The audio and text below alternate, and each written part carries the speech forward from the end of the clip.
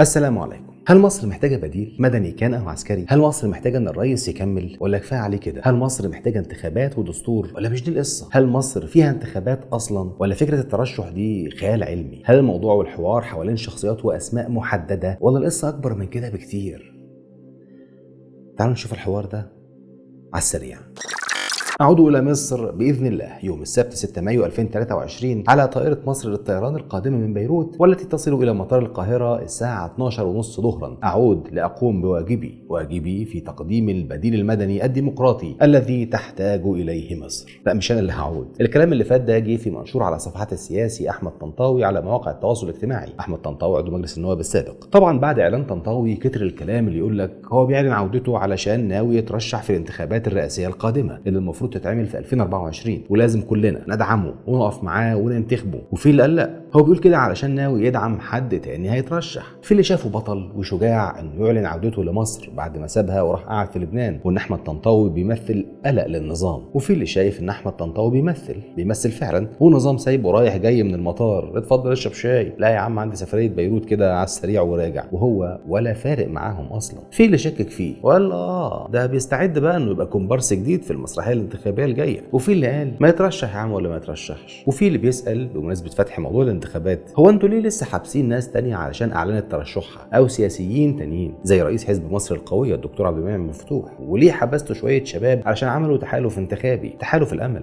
لسه الناس ما خدتش نفسها. قال لك ايه الحقيقه يا جدع؟ مدير المخابرات العامه اللي هو عباس كامل طلب قيادات من الحركه المدنيه الديمقراطيه وعقد بيهم اجتماع خاص وطلب منهم ترشيح شخصيتين ثلاثه كده في الانتخابات الرئاسيه الجايه بحيث ينزلوا قصاد السيسي. طبعا ده برضو مش كلامي، ده تقرير منشور على موقع عربي 21. قالوا انه وفق مصادر خاصه وذكروا بعض تفاصيل تانية في الاجتماع المزعوم ده هنحكيها بطريقتنا بعيدا عن الاسلوب الخبري. فوفق عربي 21 اللي هو عباس طلب من الاحزاب والسياسيين المصريين ترشيح 3 شخصيات لانتخابات الرئاسه، فكان رد قيادي الحركه المدنيه اللي احنا مش عارفين هم مين وعلى اي اساس هيختاروا واحد وليه. المهم انهم لمحوا ان نترشح ازاي، بس ده اللي بيفكر بيروح ورا الشمس سعادتك. ده غير ان تحقيق شروط الترشح شبه مستحيل خاصه التوكيلات. قانون تنظيم الانتخابات بيلزم المرشح بالحصول على خطاب تزكيه من 20 عضو من اعضاء مجلس النواب، وفي المجلس الحالي كله لن يجرؤ 2 نواب على اصدار خطاب تزكيه لاي حد عدا الرئيس. وان الحل الثاني اننا ناخد توكيلات من المواطنين، والقانون بيقول لازم 25,000 توكيل من 15 محافظه على الاقل، بحد ادنى 1000 مواطن في كل محافظه، وان ما ينفعش مواطن يعمل توكيل ل2 مرشحين. يعني احنا مطلوب مننا 75,000 مواطن على الاقل يعملوا توكيلات ل3 مرشحين، ومفيش 2 مواطنين في مصر هيروحوا الشهر العقاري يثبتوا على نفسهم تهمه انهم بيوكلوا حد غير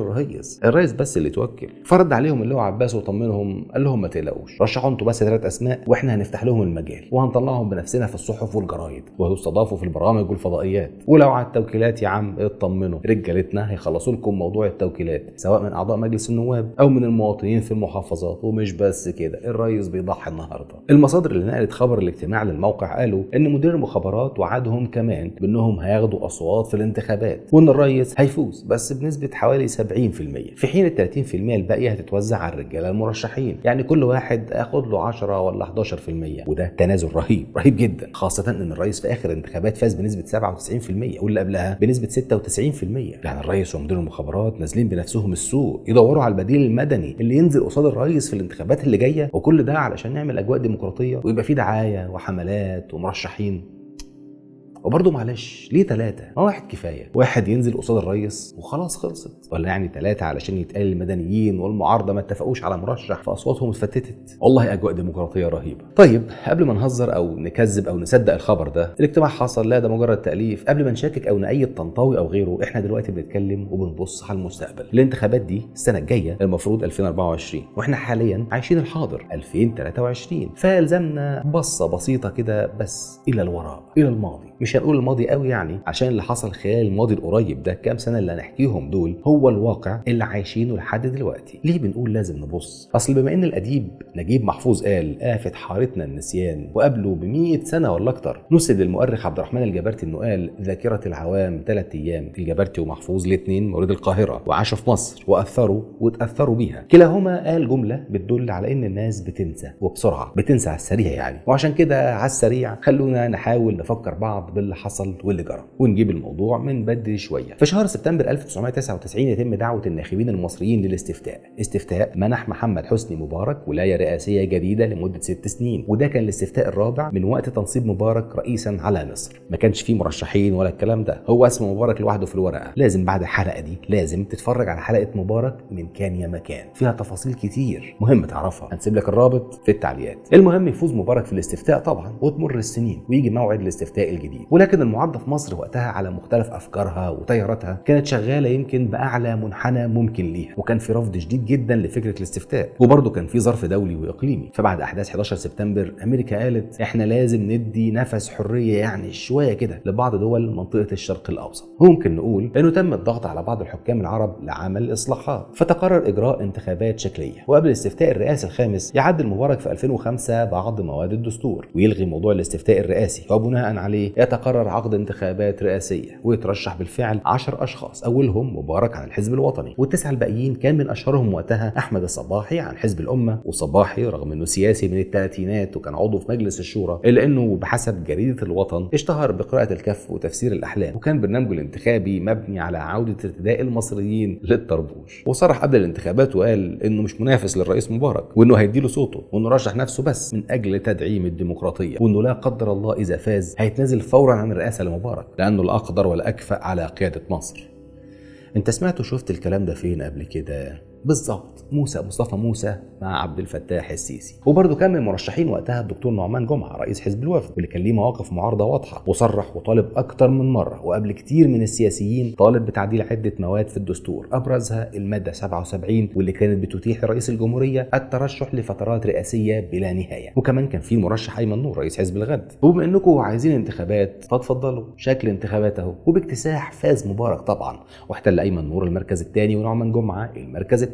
وبعد الانتخابات بعدها تم ادخال ايمن نور السجن، وداسوا على حزب الوفد وحصلت فيه انقسامات بسببها، دخل نعمان جمعه هو كمان السجن. فدي تجربه قدامنا اهي، فيها المتشابه مع اللي بيحصل اليومين دول وفيها المختلف، ان يلا نعمل انتخابات بس اهدسكوا يا مدنيين بعدها وتعدي الايام. وفي 11 فبراير 2011 يعلن اللواء الراحل عمر سليمان اطال الله بقاءه عن تنحي مبارك. وفي مايو 2012 تحصل في مصر اول انتخابات تنافسيه حقيقيه، المره دي بجد 13 مرشح لمنصب رئيس الجمهوريه، منهم الفريق احمد شفيق، اللواء حسام خير الله، الدبلوماسي عمرو موسى، الدكتور عبد المنعم ابو الفتوح، الدكتور سليم العوة، المحامي خالد علي وحمدين صباحي، والدكتور محمد مرسي. بعد ما استبعدت لجنه الانتخابات 10 مرشحين غيرهم، منهم عمر سليمان، حازم صلاح ابو اسماعيل، ايمن نور، وخيرت الشاطر. حملات انتخابيه في كل حته، مناظرات، منافسات، دعايه، اعلانات، حملات شعبيه للدعم والتأييد، مقرات للمرشحين في كل حته، في كل مدينه ومركز وقريه، حوارات ما بين الناس طول اليوم، في البيت، في الشغل، في المواصلات، مين احسن، مين اللي ليه فرص، مين يا ترى اللي هيكسب. السوشيال ميديا مشغوله كلها بالانتخابات زي ما الشارع كمان مشغول، والمواطن بيتكلم وناوي يشارك ويقول رايه. وتعهد من المجلس العسكري باجراء انتخابات نزيهه. وفي مفاجاه غير متوقعه يحصل مرسي وشفيق على اعلى الاصوات، ولكن من غير ما حد منهم يحصل على 50+1 من اول جوله، وتحصل جوله اعاده وتخلص، وتتاخر اللجنه في اعلان النتائج، ويقلق الناس ويشموا ريحه تزوير، فجري منهم جزء على ميدان التحرير اعتصم. اما حزب الحريه والعداله وفي مؤتمر صحفي اعلن عن فوز مرشحهم محمد مرسي، فصحفي قاعد قال لهم على اي اساس؟ فاتقال له على اساس الكتاب اللي في ايدك، فقال لهم صحيح ايه الكتاب اللي وزعتوه علينا واحنا داخلين ده؟ قالوا له ان دي صوره طبق الاصل من محاضر الفرز الرسميه الموقعه من القضاه المشرفين على الانتخابات، جمعناهم وطبعناهم في كتاب لتوثيق الفوز ومنع اي تلاعب. اصل قبلها كان مجلس الشعب اللي حلوه وبدفع من نوابه في حزب الوسط اقروا قانون ان مفيش حاجه اسمها نقل صناديق انتخابيه، كل قاضي بيفرز صندوقه في قلب لجنته وبقوه القانون، يحضر مندوب عن كل مرشح، وكمان وسائل الاعلام لو عايزه تنقل عمليات الفرز بشكل مباشر، ويحصل كل مندوب على صوره من محضر الفرز وبيان الاصوات الصحيحه لكل مرشح. ومش بس كده، ده كمان في اللجان المركزيه اللي هي تجميع اللجان الفرعيه في كل محافظه في برضه مندوب لكل مرشح بيحصل على نسخه من المحضر. بعدها طلع مصطفى بكري احد اعمده حمله شفيق الانتخابيه وركز مع الاسماء والمواقف، قال لك الحق يا جدع، قوات الحرس الجمهوري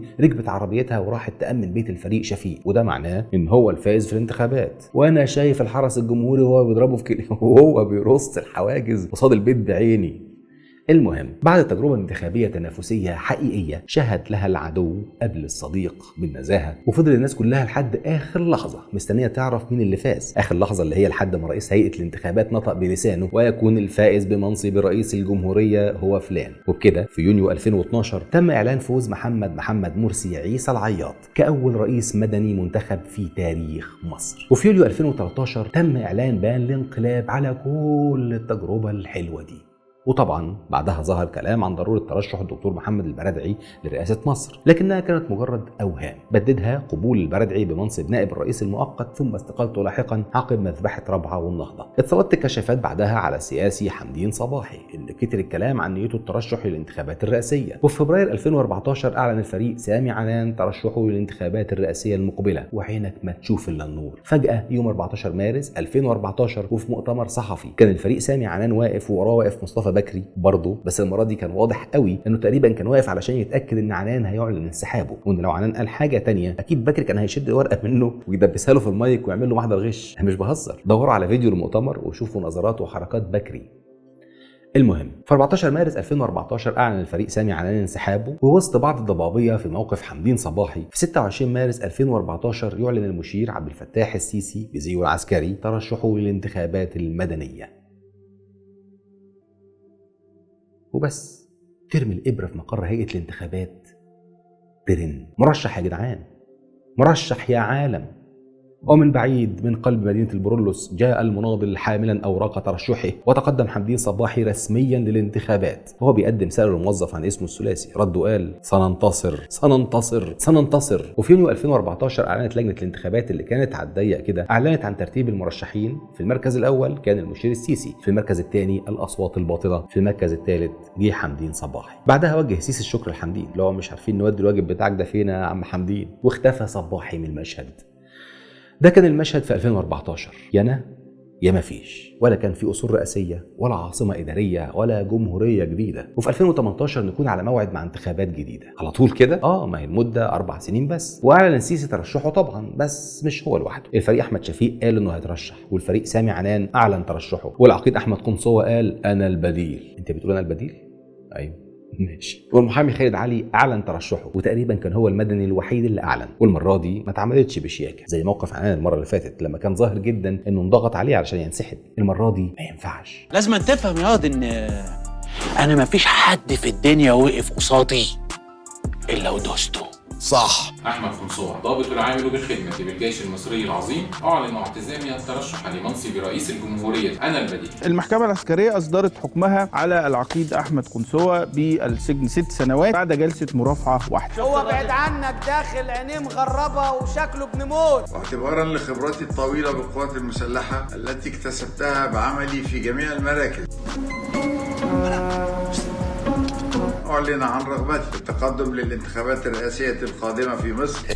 ده اللي انا خايف منه بقى، ده اللي انا خايف منه. توجه بكل العرفان والامتنان لدولة الإمارات العربية الذين استضافونا بكل الكرم. يصل القاهرة الآن على متن طائرة خاصة مرحلا من دولة الإمارات العربية. انت عارف يعني ان المؤمن مصاب. الله يفتح عليك. لإعلان نية الترشح من المهجر، إنه يجي بلده ويقول أنا بترشح عشان أبقى رئيس مصر أهو، وسطكوا أهو يا شعب مصر أهو. أيها الشعب السيد في الوطن السيد، اصحى وركز معايا يا معلم. أنني قد عقدت العزم على تقديم أوراق ترشح لمنصب رئيس الجمهورية. قال الجيش المصري في بيان له إن سامي عنان ارتكب جريمة تزوير. استنوا حتى ابوك يا كابتن الموت وقعت، وحتى ابوك مش هتعمل حاجه. معتبرا ان ترشح عنان تحريضا صريحا ضد القوات المسلحه المصريه. انت مشعل فتيل الثوره وهم يعوموا على عومه. والله العظيم انا بحلف بالله العظيم انا كنت اتمنى ان يكون موجود معانا 1 و2 و3 و10 من افاضل الناس، وتختاروا زي ما انتوا عايزين. انا تهت وانا كمان. طب اضحك. ترشحي للرئاسه اداء لواجب وطني مصر محتاجه. انا شكلي بقى باين عليا، لازم نضرب السايب عشان يخاف المربوط. هل تنتوي الترشح لانتخابات الرئاسة؟ لا، لا قاطعه، لا مستريحه. صاحبك ماله حسن؟ معلش يا بيه عنده قرحه في المعده، مش في المعده. زي ما شفتوا كده تم اعتقال عنان، المجلس العسكري لبسه قضيه تزوير، وتم محاكمه قنصوه عسكريا، وشفيق اترحل على مصر من الامارات واختفى تماما من المشهد. والعلم من كام يوم الدكتور سعد الدين ابراهيم استاذ علم الاجتماع السياسي كان في لقاء مع الاعلامي حافظ المرازي، واعلن لاول مره ان شفيق انسحب من الانتخابات في 2018 بسبب تعرضه لتهديدات من النظام، تهديدات مش بس طالته هو شخصيا، اتوجهت لبناته كمان واللي عايشين في الامارات. بس الحقيقه ده مش اعلان لاول مره، علشان في مارس 2018 نشر موقع العربي الجديد وغيره اخبار عن ان شفيق قيد الاقامه الجبريه في مصر بعد ترحيله من الامارات، وانه محتجز في فندق تحت حراسه ضباط من المخابرات الحربيه. واتقال في نفس التقرير ان بناته اتهددوا. وبرضه ايا كان دقه الكلام ده، خلونا في الوقائع. انسحب شفيق من المشهد، وكمان خالد علي اعلن انسحابه. بعدها صوت صرصور الحقل طبق الاصل العلقه اللي فاتت، ترمي الابره في مقر هيئه الانتخابات ترند. يا استاذ سننتصر اتفضل. لا والله كفايه عليا مره واحده. ولف الارجوزات اصحاب الملايين بقنواتهم وفي برامجهم يدوروا على مرشح. فجاه كده هم ماشيين في الشارع لقوا واحد معلق يافطه التأييد ودعم الحمله السيسي الانتخابيه، راحوا جابوه وخلوه يترشح، موسى مصطفى موسى. وطبعا كانت فضيحه، وصفحات الكوميك كلت عيش للصبح، فضيحه لا تقل عن اللي حصل قبل كده. بعد الانتخابات اللي هي مش انتخابات خلصت، اتقال لك ايه ده؟ هو كمان 3 سنين المفروض ابقى مرشح بقى ونقعد ندور على حد يترشح علشان الشكل وبتاع والجو ده؟ عدل لي يا ابني ديك الدستور ده. مبدئيا كده فتره الرئاسه 6 سنين، والفتره دي هتتمد، يعني مفيش انتخابات في 2022 وبقابلني بقى في 2024 على اساس انها بعيده يعني، ولف بينا يا دنيا. وبسرعه برضو خلاص 2024 على الابواب، والكلام على الانتخابات اتفتح تاني، اتفتح وسط مطالبات من بعض الشخصيات، مطالبات بعدم ترشح السيسي مره تانيه، منهم مثلا محمد السادات وجميله اسماعيل وغيرهم، وانه خلاص ادى اللي عليه وانقذ مصر. طب انا اديت اللي عليا وانقذت مصر وعملت قصور وعاصمه وجمهوريه جديده وبقيت اكبر جامع وعندي اكبر نجفه، فبعد ما عملت كل ده اسيبها لكم يا مدنيين مخدره تشبعوا بيها؟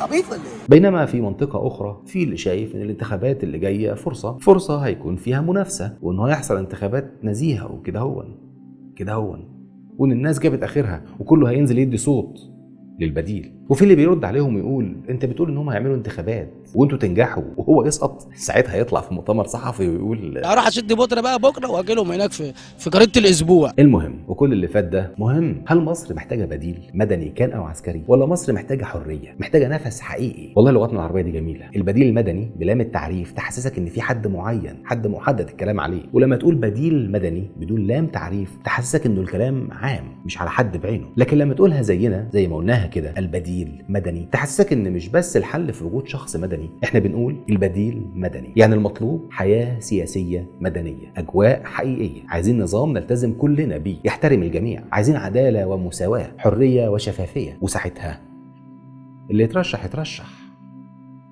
ده كان على السريع. ابدي اجابك ولنا رايك في تعليق، وشارك الفيديو مع اهلك واصحابك وجيرانك والمجتمع والناس، واستنانا مره تانية على السريع.